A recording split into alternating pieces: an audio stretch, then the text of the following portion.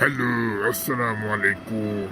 আমি একটা বিষয় অনেকক্ষণ ধরে ভাবতেছি, কিন্তু কোনো সমাধান খুঁজে পাচ্ছি না। সমাধান খুঁজে পেতে আপনারা কি আমাকে একটু সাহায্য করবেন?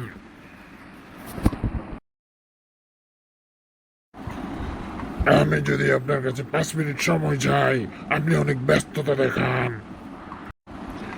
আপনার মা আপনার সাথে একটু বেশি কথা বললে আপনি খুব ব্যস্ত হয়ে পড়েন, আপনি বিরক্ত হয়ে পড়েন, তাড়াতাড়ি ফোন কেটে দেন। আপনার বউয়ের সাথে কথা বলতেও আপনার একদম ভাল লাগে না। অফিস টাইমের পরে 2 মিনিট বেশি অফিসে থাকতে আর ভাল লাগে না, বের হওয়ার জন্য অস্থির হয়ে পড়েন। অফিসে কখনো 10 মিনিট আগে ঢুকতে পারেন না, প্রতিদিন 2 মিনিট 5 মিনিট লেট করে ঢোকেন। আবার বলেন আপনার সময়ের নাকি অনেক দাম।